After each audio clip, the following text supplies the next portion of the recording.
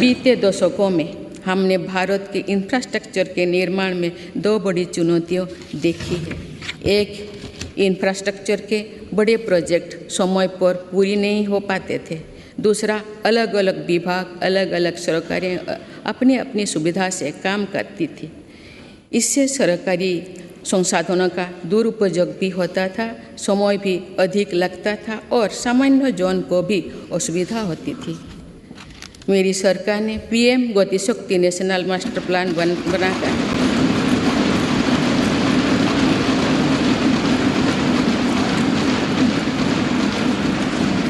इन चुनौतियों से निपटने के लिए ठोस कदम उठाए हैं। पीएम गति शक्ति नेशनल मास्टर प्लान को लेकर राज्यों और यूनियन टेरिटरीज ने भी उत्साह दिखाए है। इससे देश में मल्टी मॉडल कनेक्टिविटी का भी विस्तार होगा। मेरी सरकार भारत को विश्व का सबसे कॉम्पिटिटिव लॉजिस्टिक हब बनाने के लिए प्रयासरत है। इसके लिए पिछले वर्ष देश में नेशनल लॉजिस्टिक पॉलिसी लागू की गई है। इस पॉलिसी के लागू होने से लॉजिस्टिक कॉस्ट में काफ़ी कमी आई। मेरी सरकार देश के विकास के लिए जिस स्पीड और स्केल पर काम कर रही है वो अभूतपूर्व है, अतुलनीय है। मेरी सरकार ने आने के बाद भारत के गरीबी के लिए औसतन हर रोज आवास योजना के 11,000 घर बने। इसी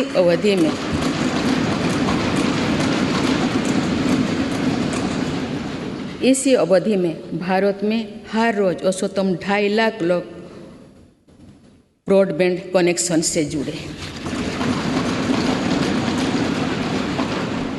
हर रोज 55,000 से ज़्यादा गैस कनेक्शन दिए गए। मुद्रा योजना के तहत हर रोज 700 करोड़ रुपये से ज़्यादा का लोन दिया गया। बीते 8-9 वर्षों में भारत में लगभग हर महीने एक मेडिकल कॉलेज बना है।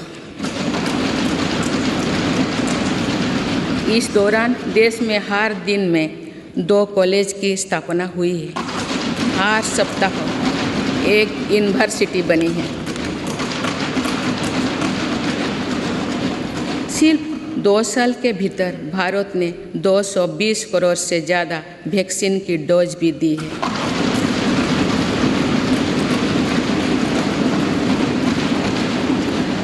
सोशल इंफ्रास्ट्रक्चर की बात करें तो साल 2004 से 2014 के बीच देश में जहां 145 मेडिकल कॉलेज खुले थे, वही मेरी सरकार ने 2014 में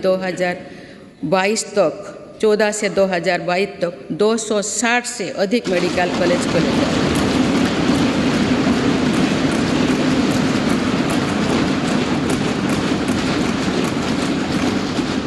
मेडिकल की पढ़ाई कर रहे छात्रों के लिए ग्रेजुएट और पोस्ट ग्रेजुएटों की संख्या अब पहले के मुकाबले देश में दुगुनी हो चुकी है। 2014 से पहले जहां देश में कुल लगभग 725 विश्वविद्यालय थे, वही बीते केवल 8 वर्षों में 300 से अधिक नए विश्वविद्यालय बने। इसी दौरान देश में 5,000 से अधिक कॉलेज भी खोले गए हैं। इसी प्रकार फिजिकल इंफ्रास्ट्रक्चर में तो देश में कई नए रिकॉर्ड बने हैं। प्रधानमंत्री ग्राम सड़क योजना में 2013-14 तक देश में करीब 3,81,000 किलोमीटर सड़कें बनी थी, जबकि 2021-22 तक ग्रामीण सड़कों का ये नेटवर्क 7 लाख किलोमीटर से भी ज़्यादा हो गया।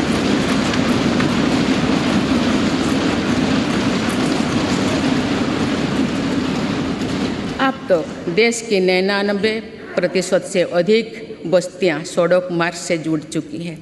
वर्ल्ड बैंक सहित अनेक संस्थाओं की स्टडी के अनुसार ग्रामीण सड़कों से गांव में रोजगार, खेती, शिक्षा और स्वास्थ्य पर बहुत सकारात्मक असर पड़ा है। नेशनल हाईवे नेटवर्क में पिछले 8 वर्षों के दौरान 55% से ज़्यादा की बढ़ोतरी हुई है।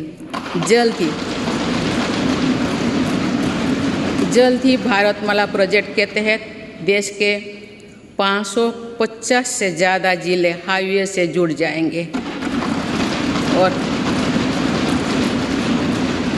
अर्थव्यवस्था को गति देने वाले कॉरिडोर्स की संख्या 6 से बढ़कर 50 होने वाली है। इसी तरह देश के एविएशन सेक्टर भी तेज़ी से आगे बढ़ रहा है। साल 2014 तक जहां देश में एयरपोर्ट्स की संख्या 74 थी और अब बढ़कर 147 हो गई।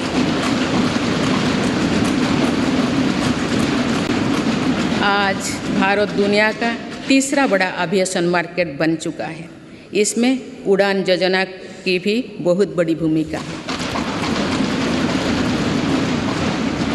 भारतीय रेलवे अपने आधुनिक अवतार में सामने आ रही है और देश के रेलवे मैप में अनेक दुर्गम क्षेत्रों भी जुड़ रहा है। वंदे भारत एक्सप्रेस के रूप में एक आधुनिक और सेमी हाई स्पीड ट्रेन भारतीय रेल का हिस्सा बन चुका है।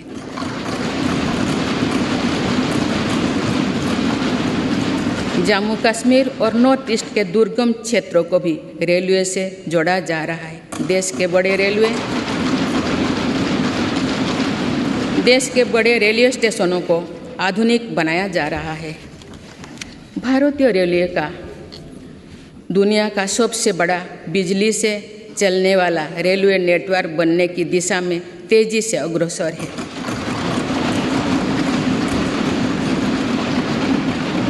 भारतीय रेल को सुरक्षित बनाने के लिए स्वदेशी टेक्निक कोबोज का भी हम तेजी से विस्तार कर रहे हैं।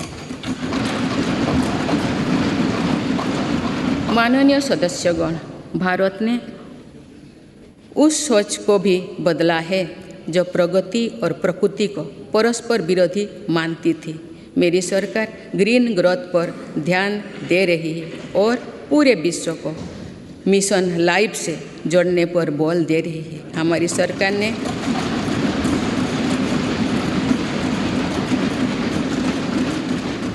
सरकार ने पिछले 8 वर्षों में सोलर एनर्जी क्षमता को करीब 20 गुना बढ़ाया है।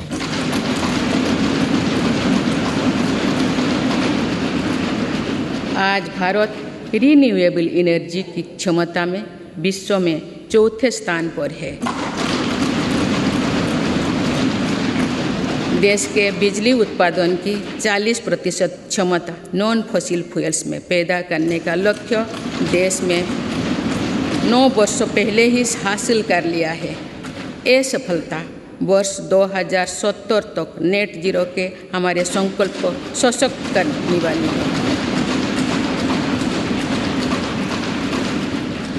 देश में पेट्रोल में 20% इथेनॉल ब्लेंडिंग के लक्ष्य पर भी तेजी से काम चल रही है। सरकार ने हाल में मिशन हाइड्रोजन को भी स्वीकृति दी है। ये ग्रीन एनर्जी के क्षेत्रों में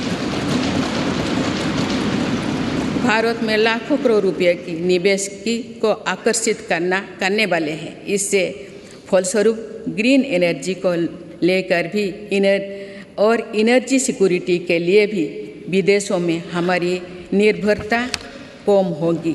देश के शहरों में प्रदूषण कम करना भी हमारी बहुत बड़ी प्राथमिकता है। इसीलिए इलेक्ट्रिक मोबिलिटी के लिए बहुत बड़े स्तर पर काम चल रहा है।